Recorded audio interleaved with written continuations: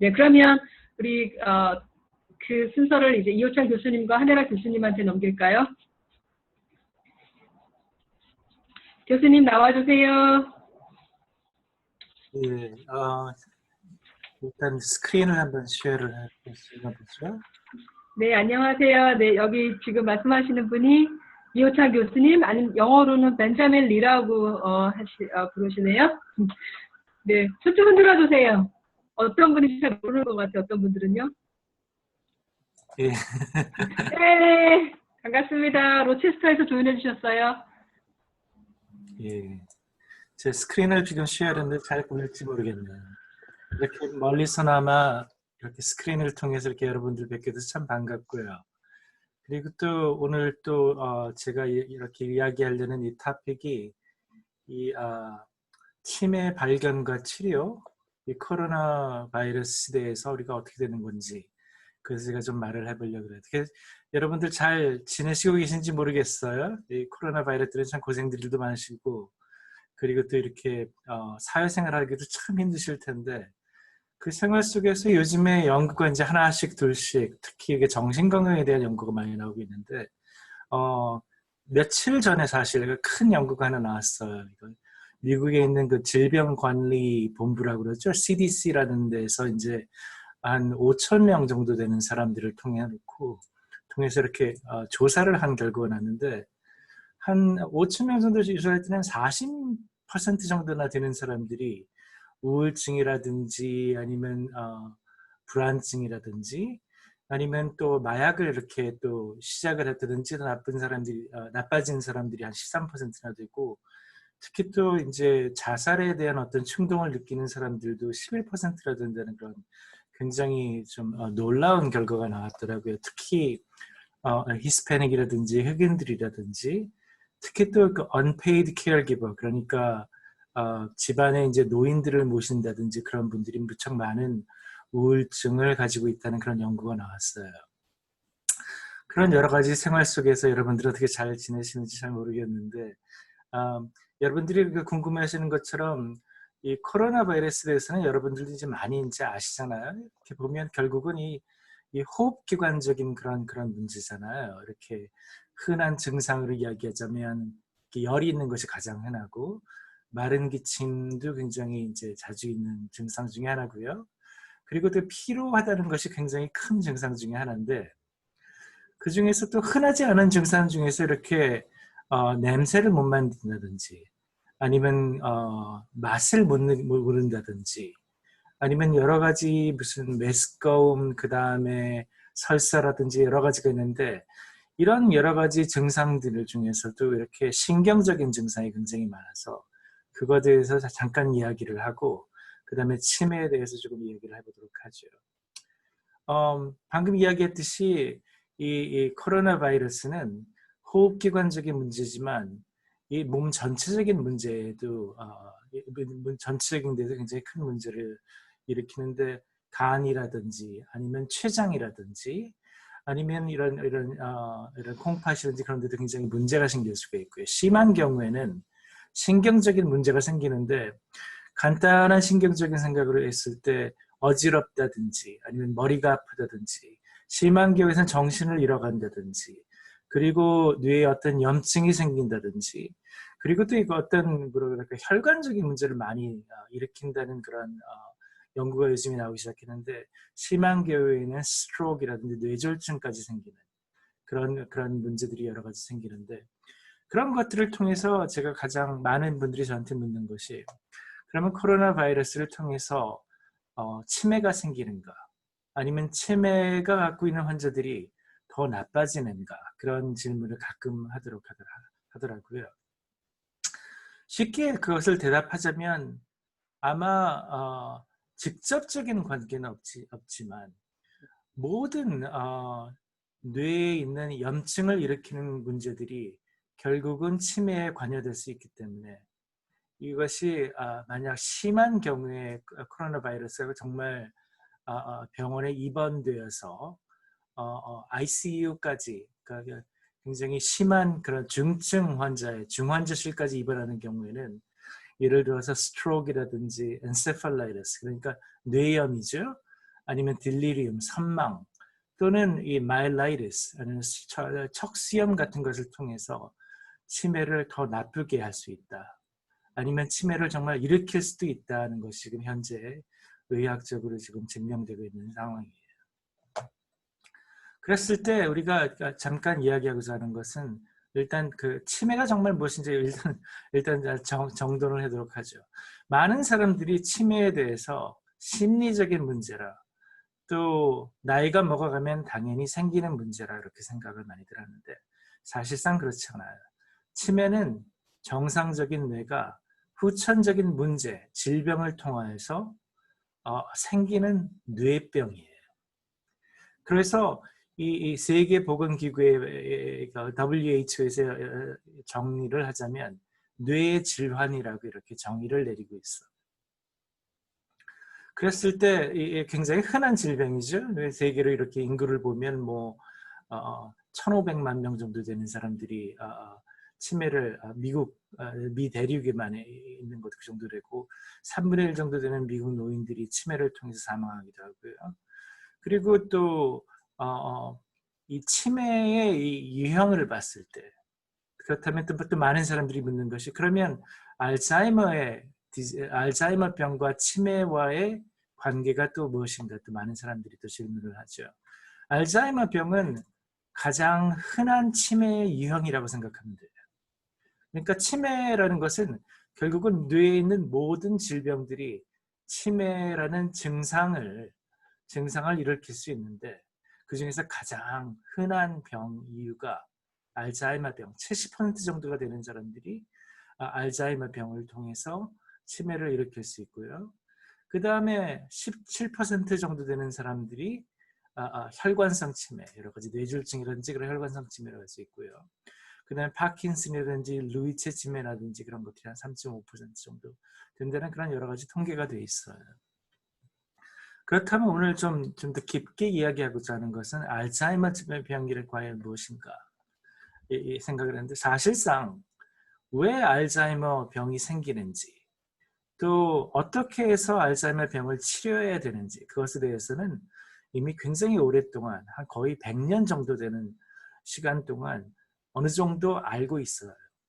사실상 결국은 어떤 문제냐면 이 뇌에서 이 아밀로이드 프리커서 프로틴이라는 것이 사실상 뇌에 항상 이미 있는 그런 정상적인 어떤 단백질 종류의 어떤 그런 프로틴인데 그것이 보통 정상적인 경우에서는 일단 솔루블 아밀로이드 프로틴, 프리커서 프로틴이라고 해서 이렇게 쉽게 몸으로 이렇게 클리어 아웃 되는 이렇게 없어져가는 그런 정상적인 그런 단백질인데 이게 어떻게 베이타 아밀로이드 프래그먼트로 베이타 아밀로이드 프로틴이 되어서 이게 잘못된 프로틴이 조금씩 쌓여나가면서 이것이 플라크가 되고 이것이 탱글이 되고 그러면서 이 뇌의 세포에 어떤 스트레스를 줘가면서 점점 죽어간다. 뇌세포가 죽어간다고 생각하면 되겠어요. 그래서 알츠하이머 병이 생긴다고 생각하면 되겠는데 뇌세포라는 것은 다시 살아나지 않는 세포예요. 한번 죽으면 치료가 없는 세포이기 때문에 이런 플래그라든지 이런 탱글이라든지 옆에 있는 이 그림들은 사실 100년 전에 그려진 그림이에요. 닥터 알츠하이머스라는 분이 이 알츠하이머 병이라는 것을 이렇게 발견을 하면서 그렸던 그런 것들인데 이런 플렉스라든지 탱글이라든지 이런 것들이 쌓여가면서 뇌가 죽어가면서 점점 가면서 이런 정상적이었던 뇌가 이런 알츠하이머 뇌로 이렇게 조금씩 줄어들고 죽어가는 병이 그것이 알츠하이머 병이라고 하죠. 근데 이런 프로세스가 이렇게 이제 MRI를 찍어보면 이렇게 해마 부분이라는 곳에서 이렇게 조금씩 이렇게 현저하게 정상적인 뇌에 비해서 이렇게 현저하게 줄어든 것을 볼 수 있죠. 그렇다면 이런 베이타 아밀로이드라는 이런 비정상적인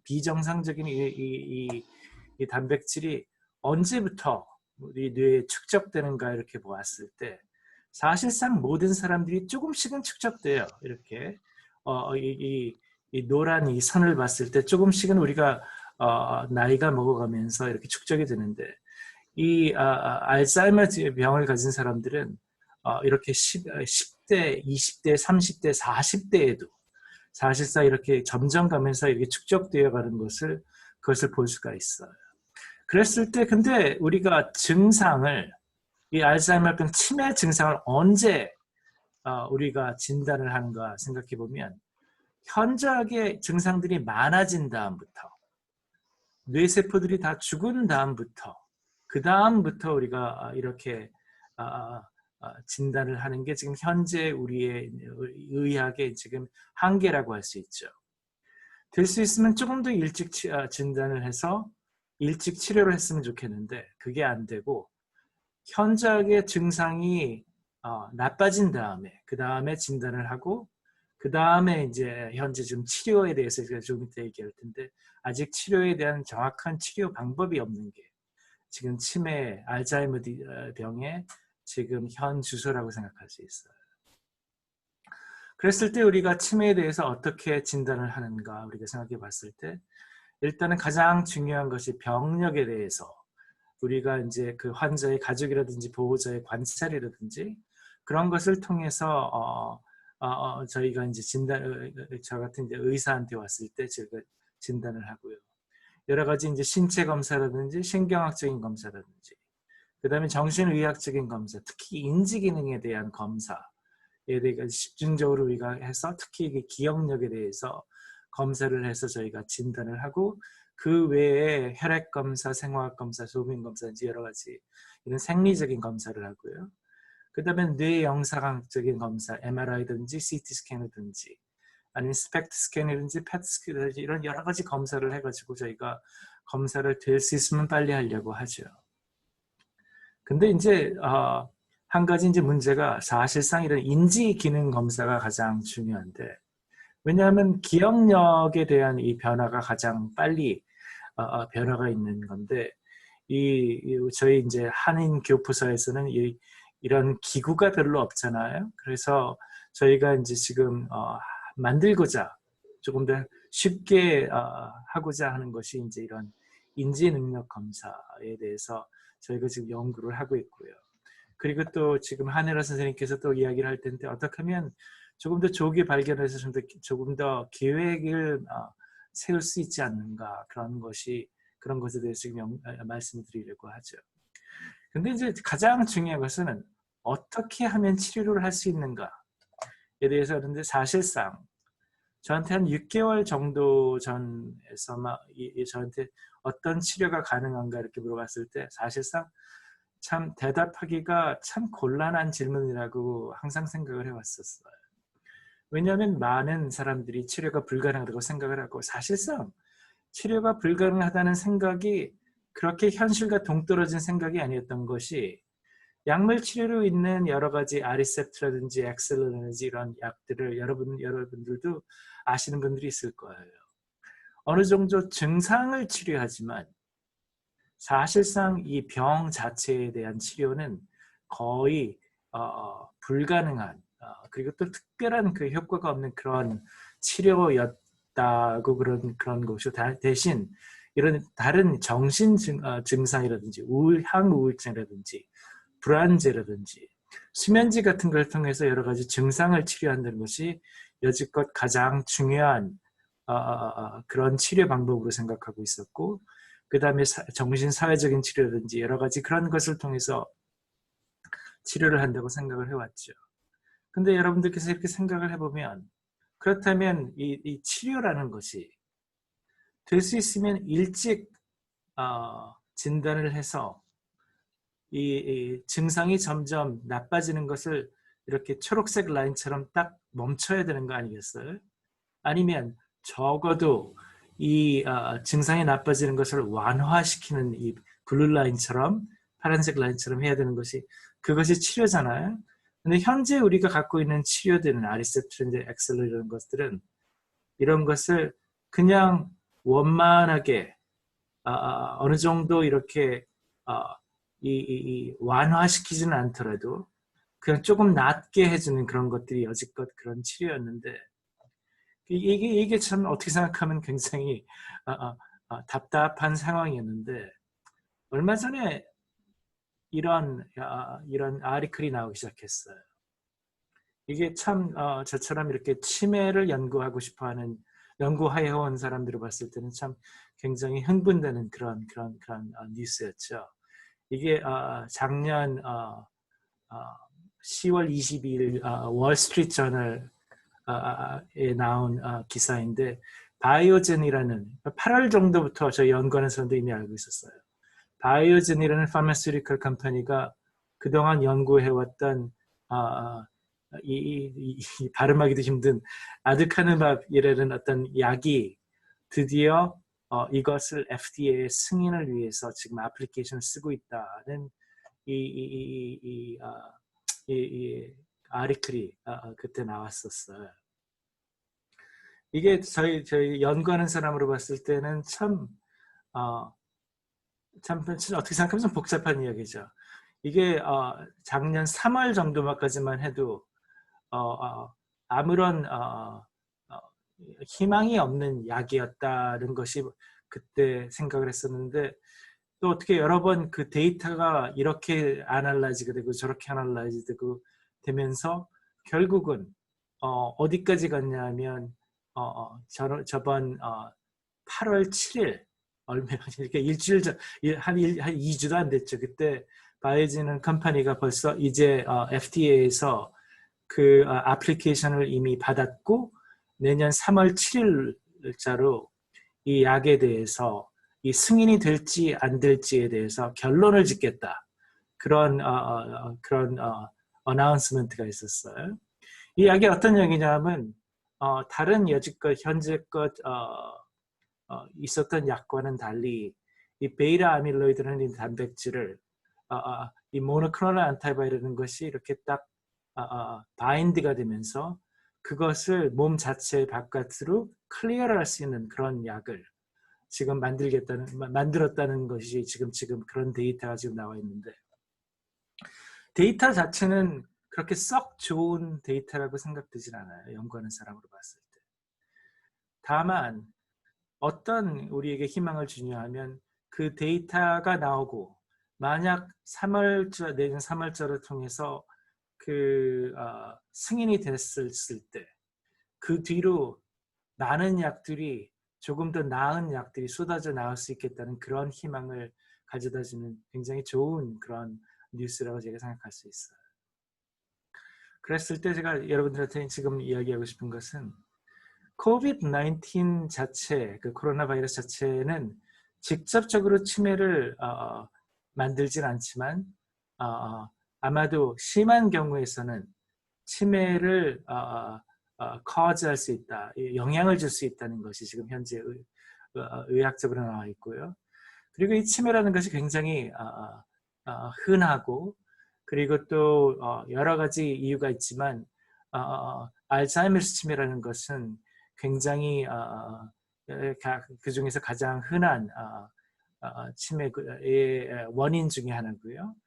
그리고 그 알츠하이머스 병이라는 것은 제가 말씀드렸듯이 베이타 아밀로이드라는 프로틴이라는 이런 이상적인 단백질이 점점 쌓이면서 생기는 병인데 여지껏 그런 치료 방법이 없다가 지금 어느 정도 이제 희망을 점점 갖게 되면서 우리가 정말 생각을 해야 되는 것이 조금 더 조기 진단을 받을 수 있는 방법을 만들어서 그래서 이 치료를 일찍 받는 것이 앞으로 가장 큰 관건이 될 것 같아요. 그랬을 때 저희 한인사에서도 조금 더 일찍 조기 진단을 받을 수 있는 방법들을 여러 가지로 만들어서 많은 여러분들께서 특히 노인분들께서 빨리 잘 치료를 받았으면 좋겠습니다. 예, 감사합니다. 네, 감사합니다. 벤자민 리 교수님. 네, 다음은 우리 한혜라 교수님을 소개해드리고 싶습니다. 교수님. 네, 한혜라 교수님은 아까 잠시 처음에 얘기했지만 그 존스 홉킨스 유니버시티 간호대학에서 이 한인뿐만 아니라 여러 민족을 대상으로 한 만성질환 관리, 만성질환과 가족들, 주변 커뮤니티에 관련된 리서치들을 굉장히 풍부하게 많이 해오신 전문가세요. 그래서 오늘은 치매 단계에 따른 관호에 대해서 오늘 우리 커뮤니티 멤버들한테 이야기해 주실 것입니다. 교수님. 예, 감사합니다. 저는 존스 홉킨스 간호대학의 지금 현재 교수로 있는 한혜라입니다.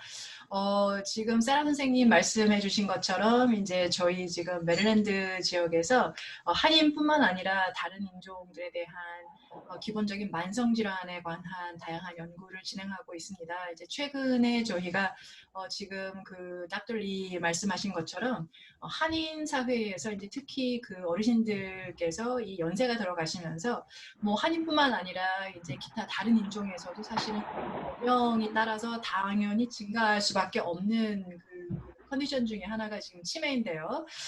그 치매를 조금 더 저희가 좀 구체적으로 이제 좀 더 잘 알아보고 그 다음에 지금 현재 치매 때문에 고생을 하시거나 내지는 이제 치매가 있으셔도 아직까지 진단을 받지 않으셔가지고 이게 뭔가 약간 좀 불편하고 여러 가지 어려움은 있으신데 정확하게 어떻게 해야 될지를 잘 모르시는 그런 한인분들이 참 많으셔가지고 사실은 이제 저희가 한 5, 6년 전 정도부터 이제 지금 현재 그 오늘 아까 세라 선생님이 저희 그 프로그램 시작하시기 전에 잠깐 말씀하셨던 그 100세 시대 뇌건강 지킴이 프로젝트를 사실은 준비를 했었습니다. 그래서 이제 저희가 다양한 그런 단계를 거쳐가지고 사실은 작년부터 지금 현재 그 100세 시대 뇌건강 지킴이 프로젝트를 시작을 하게 됐는데요.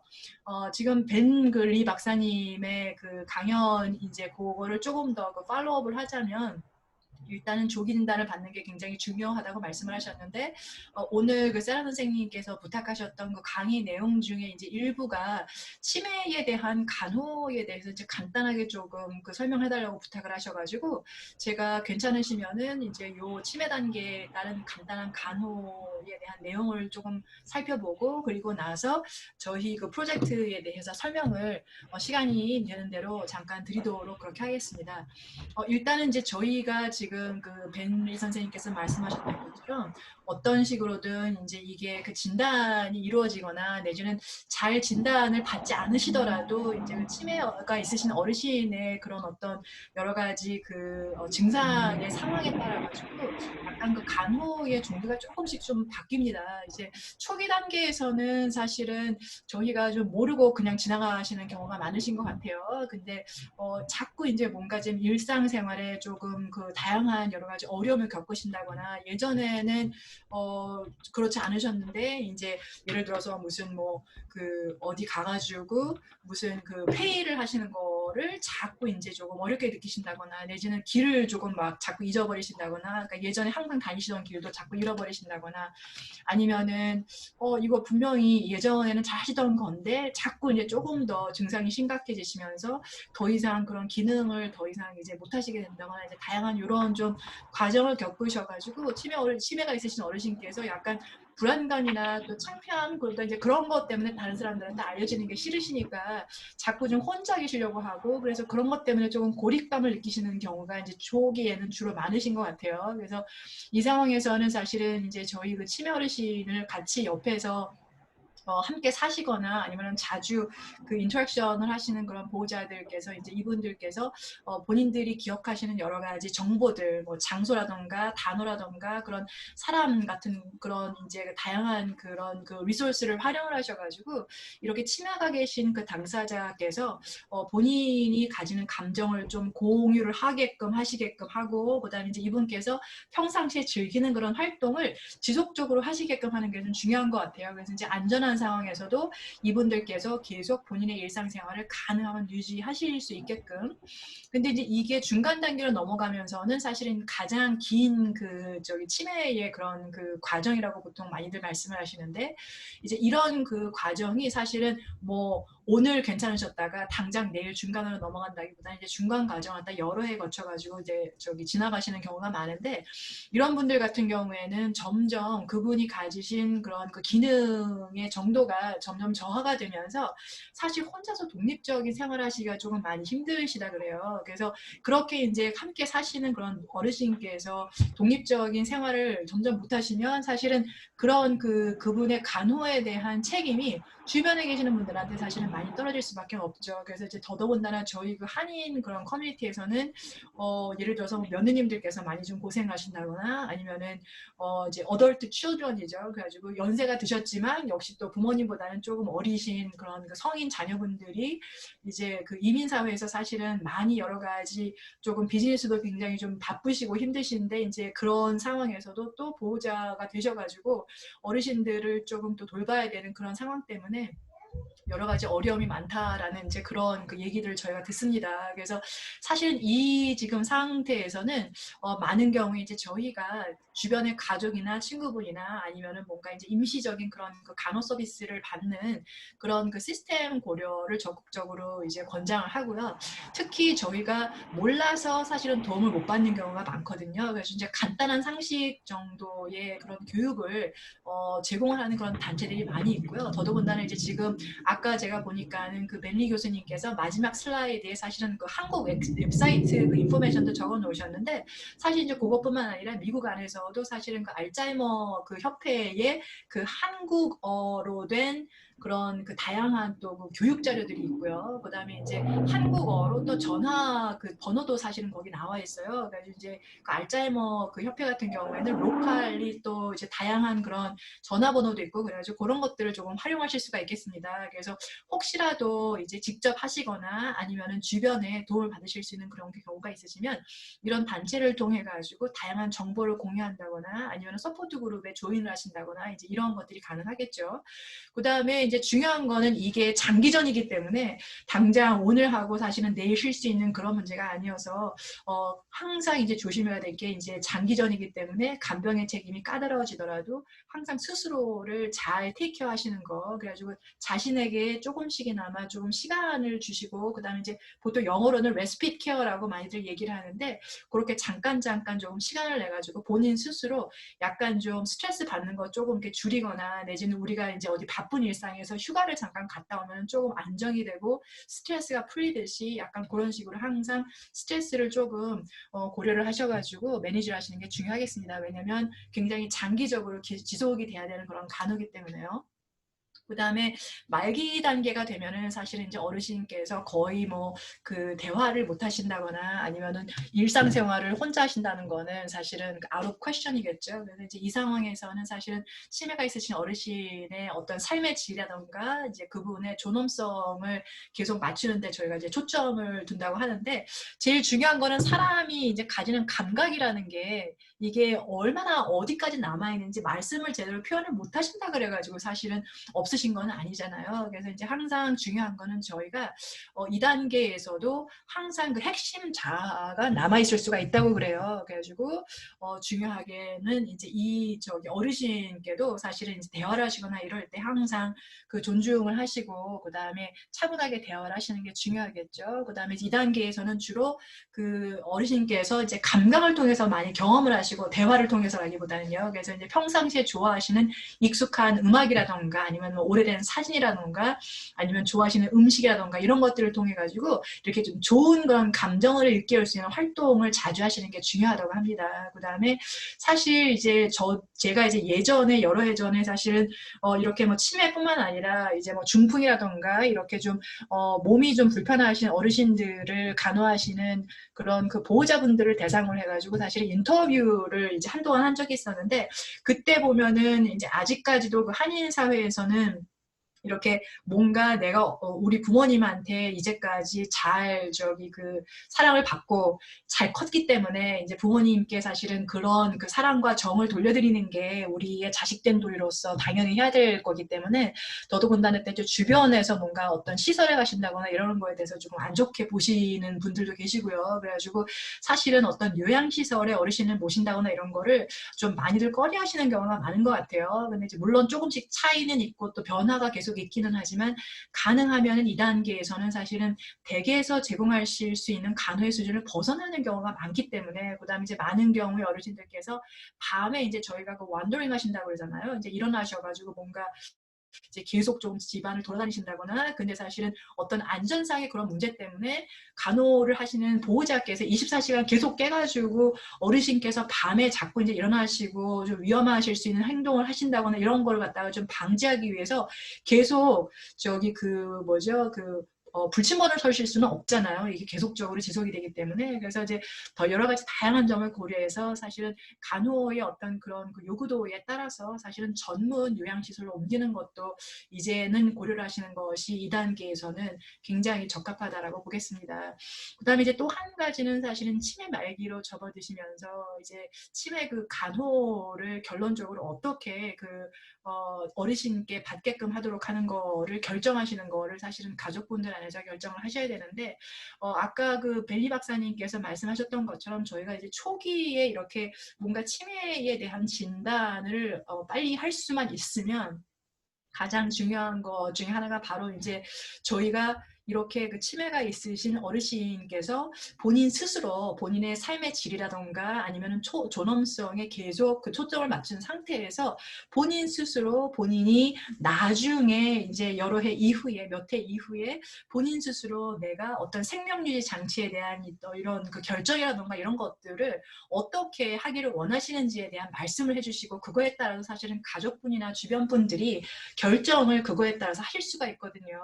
사실 이게 가족분들께서 어르신께서 이거를 미리 말씀을 안 하시거나 전혀 이제 고려를 못 하신 상황에서 만약에 치매 말기로 어떻게 이제 급작스럽게 이게 진행이 되는 경우에 막판에 이렇게 뭔가 결정을 하시기가 사실은 쉽지가 않은 것 같아요. 그래서 사실 저희가 이제 조기 치매 진단을 하고자 하는 그런 그 의미 중에 참 중요한 것 중에 하나가 제가 보기에는 이렇게 추후의 그 말기 단계에서 어르신께서 본인의 어떤 그 삶의 존엄성을 유지하시는 상황에서 마지막 그 치료의 그 결정을 대충 어떤 그런 범위 내에서 하기를 원하시는지를 사실은 이제 그 보호자들께 알려주시고, 그런 것에 맞춰가지고 보호자분들께서 추후에 필요하신 대로 결정을 함께 하실 수 있도록 하는 거, 바로 그것이 아닌가 생각을 합니다.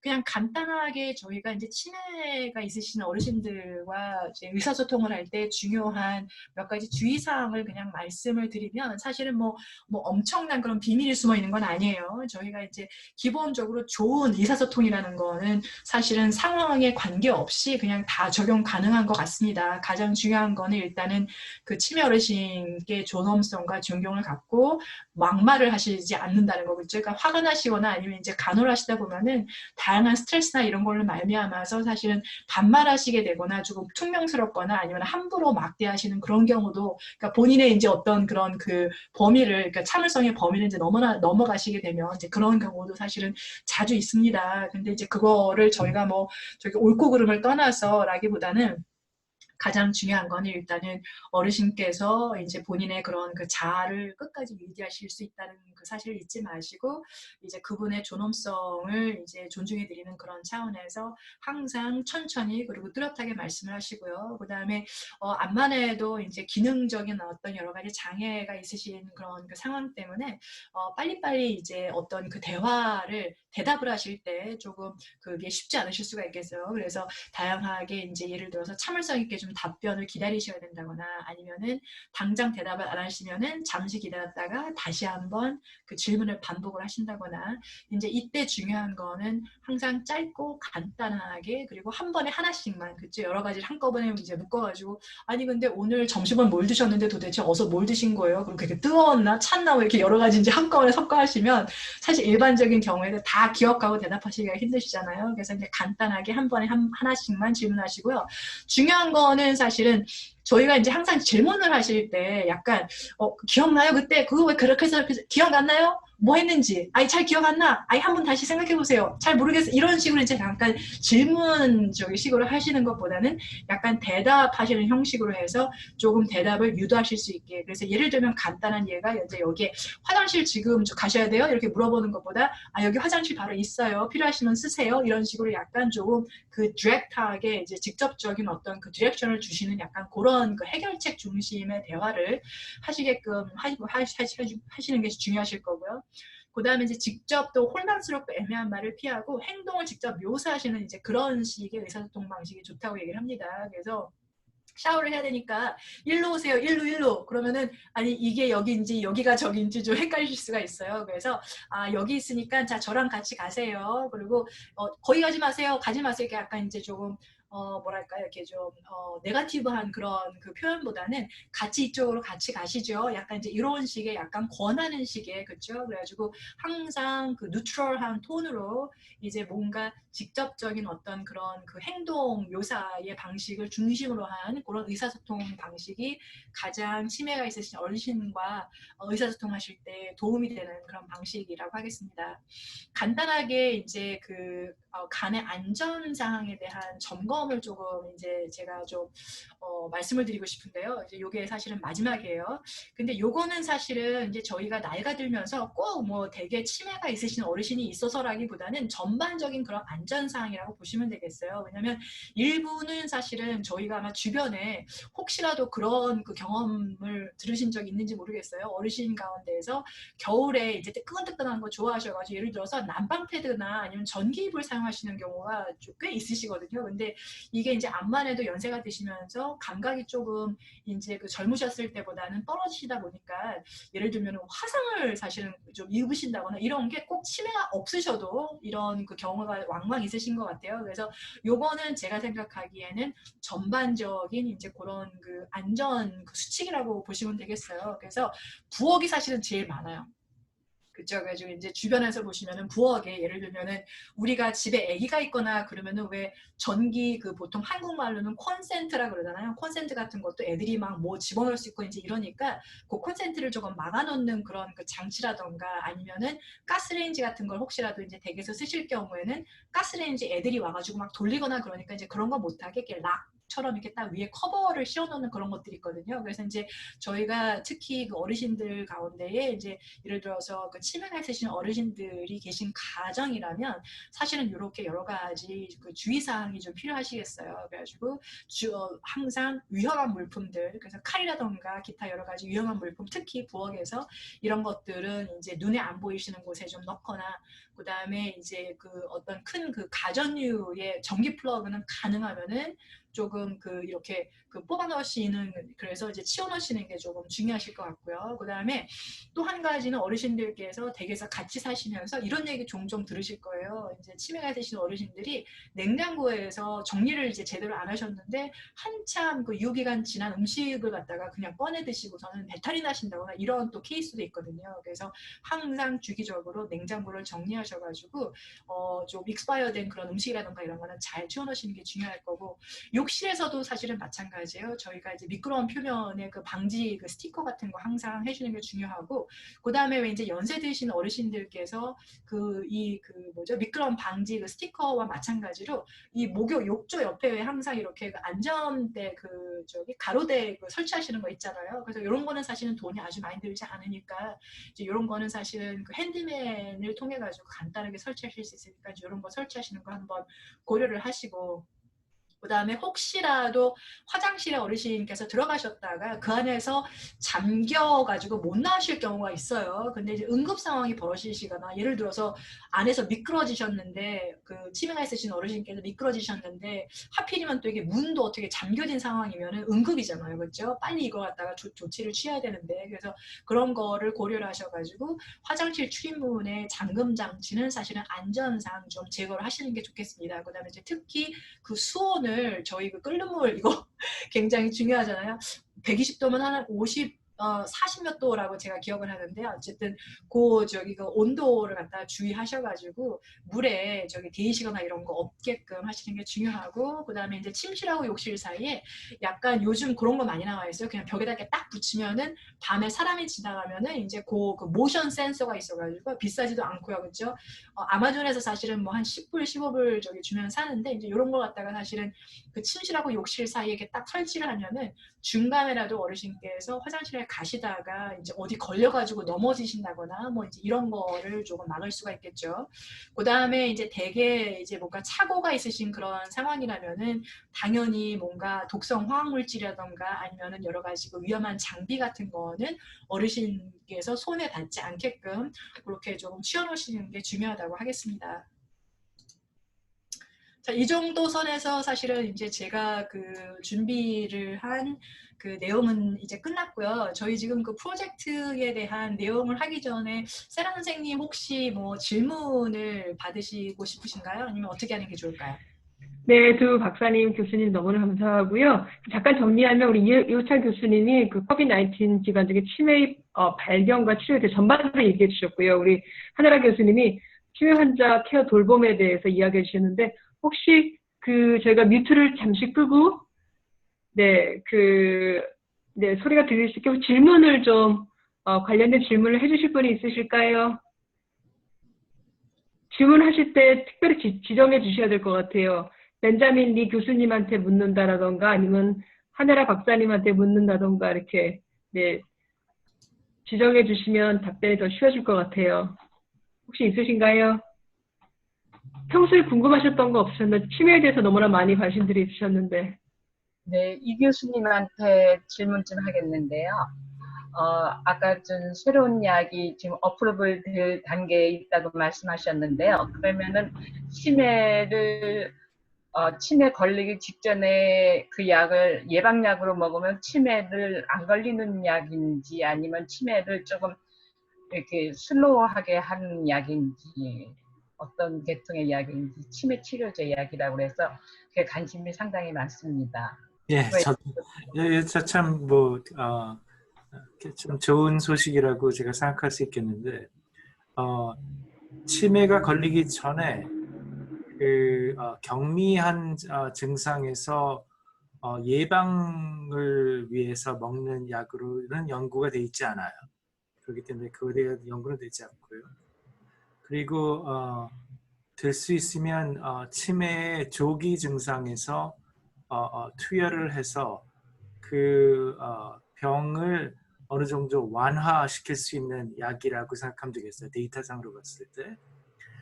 그렇기 때문에 아직 썩 좋은 약이라고 생각되지는 않아요. 다만 그 컨셉트가 어느 정도 효과가 있다고 보기 때문에 그 뒤로 더 많은 연구가 되어서 더 좋은 약들이 앞으로 계속 나오지 않을까 그런 생각이 들기 때문에 저처럼 이렇게 치매 전문을 연구하는 사람으로 봤을 때는 굉장히 기다려지는 그런 뉴스들로 되어 있어요. 네, 감사합니다. 혹시 하나라 박사님께 여쭙고 싶은 질문 있으신가요? 저 혹시 이 박사님한테 질문하고 싶은데요. 네, 말씀하세요. 네, 감사합니다. 루이스체 치매의 경우에 어떤 전조 증상이 있는지 알고 싶은데요. 예, 루이 바리 디지즈 병은 여러분들 쉽게 설명하자면 파킨슨스 병과 알츠하이머 병의 한 중간 정도라고 생각을 하면 돼요. 그러니까 알츠하이머 병처럼 그 기억력으로 시작해서 조금씩 여러 가지 전체적인 그 뇌 기능이 마비한다고 생각하면 되고, 다만 알츠하이머 병과는 달리 어떤 일을 행동적인 문제, 그러니까 파킨슨처럼 손이 떨린다든지 아니면 조금 더 이렇게 파킨슨처럼 이렇게 마비가 된다든지 그런 증상이 같이 협증이라 그러나요? 코몰비드라 그러나요? 그렇게 같이 된다고 생각하면 되는데 잘 넘어진다든지 그리고 또 이렇게 약간 좀 정신이 혼미하는 그런 것들이 조금 더 많죠. 알츠하이머 병보다. 그리고 또 알츠하이머 병과 달리 역시 파킨슨스 병처럼 이렇게 움직이는 데 문제가 여러 가지 생기는 그런 증상들이 있죠. 네, 감사합니다. 감사합니다. 네, 혹시 더 질문 있으신가요? 네, 이 박사님한테 질문 하나 더 해도 되겠습니까? 네, 말씀하세요. 예, 제 이름은 조셉 최고요. 요즘 그 코비드-19에 감염돼서 그 회복된 사람들 가운데 브레인 포그의 현상이 나타나서 상당히 고통을 받는다는 사람이 있습니다. 이 브레인 포그에 대해서 좀 설명을 좀 더 실감 있게 좀 자세히 좀 해주시면 좀 도움이 되겠는데요. 예, 그 브레인 포그라는 것은 사실상 모든 뇌에 어느 정도 염증이 있으면 그것에 대한 이유로 굉장히 생각하기에 어려움을 겪는 사람들이 굉장히 많아요. 사실상 간단한 플루를 심하게 앓는 분들도 그런 브레인 포그가 오고요. 거의 모든 그 ICU에 입원했던 환자들이 어느 정도 브레인 포그를 가지고 있다고 생각하면 돼요. 다만 저희들이 아직은 정확하게 알지 못하는 것이 이 코로나 바이러스가 어느 정도 그래도 굉장히 새로운 병이잖아요. 그래서 이렇게 longitudinally 오랫동안 연구를 해온 데이터가 아직 나오질 않아요. 그래서 정확하게 이 브레인 포그가 사실 한 20% 30% 정도 되는 이 코로나 바이러스의 중증을 가지고 있는 사람들이 머리에 혼란을 느낀다든지 아니면 어떤 분들은 기억력에 대해서 문제를 갖기도 해요. 그런 분들이 정말 언제까지 어느 정도까지 이런 문제들이 계속 있을 건가에 대해서는 저희가 아직은 알지 못하죠. 다만 우리가 그 SARS라든지 MERS라든지 그런 병들을 얼마나 그 사람들이 겪었나, 그리고 그 사람들이 브레인 포그가 어느 정도 있었고 그런 것이 어떻게 치매가 되었는가 봤을 때 직접적인 관계는 없는 것 같다, 그렇게 생각이 돼요. 그러면 그 브레인 포그 현상이라는 게 어느 정도 그 시간이 가면은 회복될 수 있는 하나의 그 코로나 바이러스의 부작용이라고 이렇게 생각하면 되겠습니까? 예, 정확하게 보신 것 같아요. 예. 다만 이제 모든 것이 그 의학에는 결국은 모든 것이 다만이라는 것이 항상 있어요. 다만 그 전부터 어느 정도 그 치매 증상들이 있었던 분이라든지 아니면 그 전부터 어느 정도 기억력의 감퇴가 보이기 시작했던 분이시랬을 때는 어느 분 항상 이런 ICU라든지 어떤 이런 뇌의 염을 겪으신 분들은 항상 어느 정도 조금 더 진행이 되게 돼 있어요. 그래서 그게 조금 복잡하죠. 그래서 직접적인 관계는 없지만 간접적인 관계로서 그 병 전에 있었던 증상이 조금 더 나빠질 수는 있을 것 같아요. 네, 감사합니다, 설명요.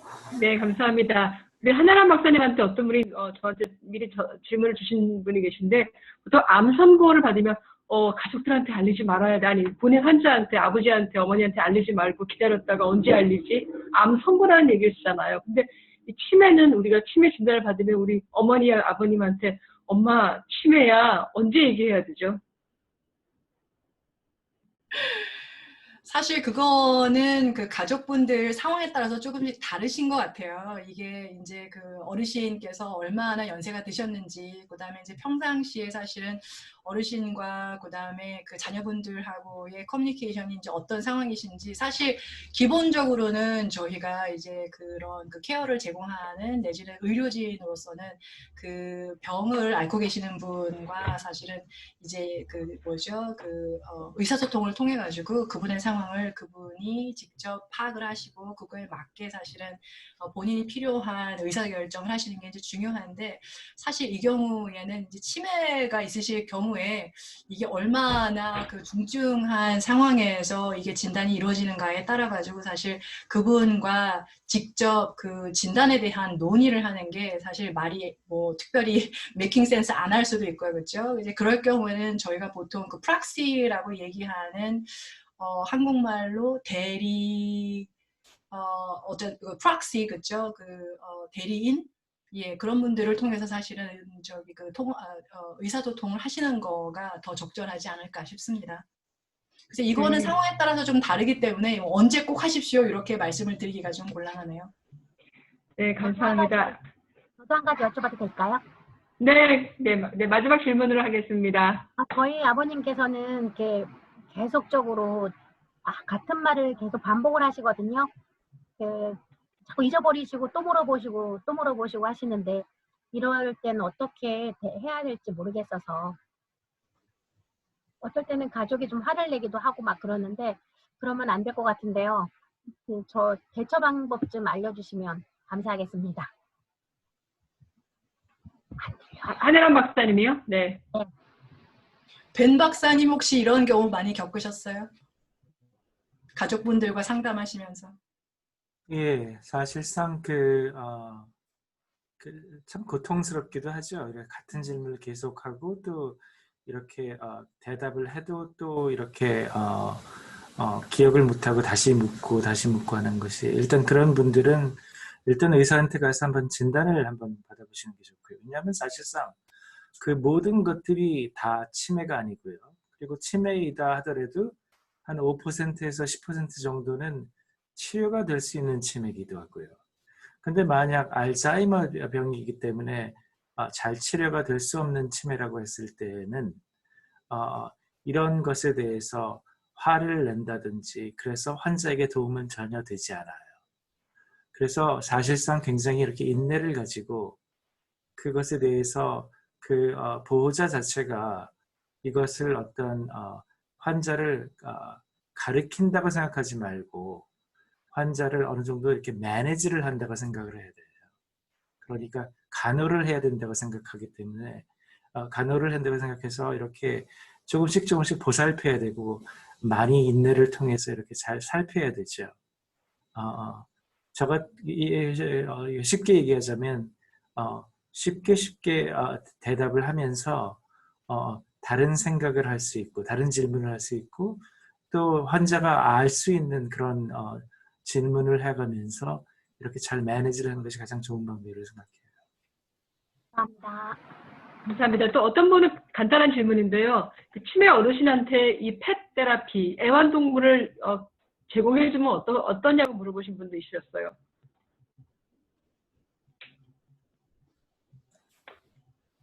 애완동물과 지내는 게 좀 더 효과가 있을까요? 케어, 본격적인 이 돌보미보다? 애완동물을 무척 좋아하셨던 분이라면 네. 도움이 될 수도 있겠죠. 특별한 연구는 되어 있지 않는 것 같고요.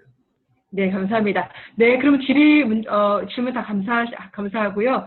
네, 그 다음에 저희 한인사회 최초로 정말 치매 가능성이 계신 한인 노인과 그 돌보시는 분들 케어기버라고 하죠. 그분들을 위한 그 교육과 내비게이션 연구를 시작하신 우리 한혜라 박사님께서 간단한 그 연구 소개를 좀 해주셨으면 좋겠어요. 앞으로 진행될요. 예, 감사합니다. 지금 사실은 이제 말씀하셨던 여러 가지 그 다양한 그 어려움들이 많은 경우에 이제 지금도 사실은 왜 자꾸 이렇게 똑같은 말씀 계속 반복하시지? 왜 똑같은 거 계속 물어보시지? 물론 이제 그게 100% 뭐 치매 때문에 그러신지 아닌지는 검사를 해보셔야 아시겠지만 많은 경우에 사실 이제 이 진단이라는 것이 그 진단을 통해서 사실은 저희가 여러 가지 케어 플래닝을 한다거나 아니면 이제 가족분들이나 이 어르신을 돌보시는 분들이 스스로 이제 여러 가지 그 어르신에 대한 그런 그 기대치라던가 이런 것들을 조금 조절을 하시고 지금 벤 박사님 말씀하셨던 것처럼 이제 매니지를 하시고 그게 이제 어떤 트리트먼이나 뭐 이런 거를 떠나서요.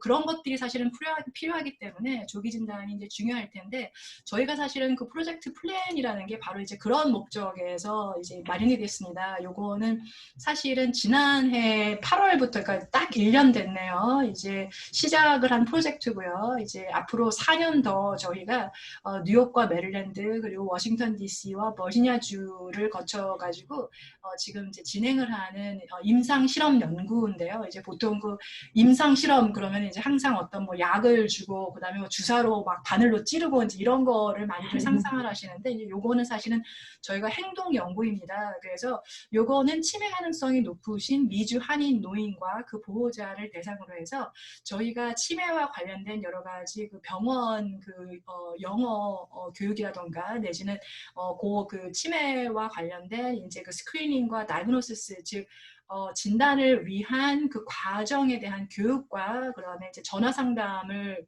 통해서 이제 저희가 그 플랜이라고 이름을 붙였는데요. 그 프로그램 이름을 이렇게 이제 치매 가능성이 높으신 한인 노인분께서 조기 치매 진단을 받으시게끔 하는 것을 저희가 목표로 마련을 한 그런 프로젝트입니다. 그래서 현재 이 프로젝트는 미국 보건복지부 산하에 그 노인 그러니까 노인 관련 그 특수화된 그런 그 인스티튜트이 있어요. National Institute of Aging이라고. 그래서 거기에 지원을 받아서 지금 실행이 되는 그런 연구입니다. 사실 저희가 사실 이제 오늘 벤 박사님하고 저하고 대표로 이제 이렇게 오늘 그 발표를 했는데 저희 이외에도 사실은 여러 팀 멤버들이 계세요. 지금 그 코리안 커뮤니티 서비스 저 뉴욕에 계시는 센터, 그다음에 저희 또 그레이터 워싱턴 여기 지역에도 센터가 계세요. 그 다음에 저희 지금 타우슨 대학과 그 다음에 그 스쿨 오브 너싱뿐만 아니라 지금 존스 홉킨스에서도 이제 메디슨, 그 다음에 뉴욕 유니버시티 이렇게 다양한 그런 그 대학에 계시는 분들께서 이제 지역사회 단체하고 협력을 통해서 이렇게 프로젝트를 지금 진행을 하고 있습니다. 그래서 벤 박사님께서 아주 자세하게 잘 말씀을 해주셨는데 사실은 치매가 노인분들한테 가장 빈번하게 발생하는 정신건강 문제 중에 하나고요. 저희가 사실 한인이 지금 현재 미국에서 차지하는 그런 어떤 포지션 자체가 아시안계 계통에서 네 번째로 인구가 많고 그 다음에 빠르게 성장하는데 그 이유 중에 하나가 이제 노인 인구의 성장률이 굉장히 높다 그래요.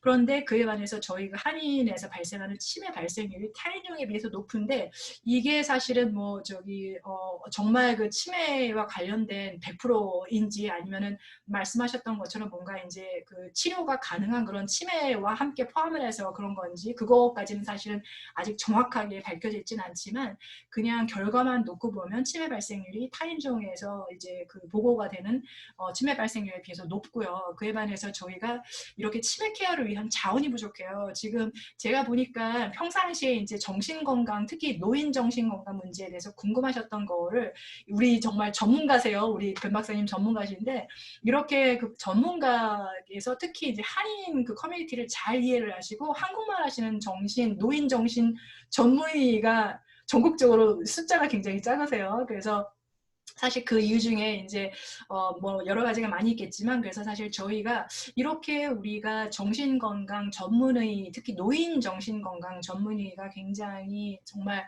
그 금처럼 굉장히 이게 쉽지가 않은데 찾기가 이게 그렇지만 커뮤니티의 그 요구는 굉장히 높고요. 그래서 저희가 그러면은 우리 커뮤니티에 정말로 훈련을 받으시면 이렇게 그 뭔가 필요로 하는 프로그램을 전달을 하실 수 있는 그런 그 한국 사람들이 조금 일단 저희 굉장히 이런 거 저런 거 참 잘하시는 분들이 많으세요. 그래서 이제 그런 그 에셋을 저희가 좀 활용을 해서 이분들을 훈련을 해서 이분들께서 그러면은 뭔가 이렇게 필요한 프로그램을 전달을 하시게끔 하는 프로그램을 우리가 만들자. 그래가지고 사실 이제 프로젝트를 하게 됐습니다.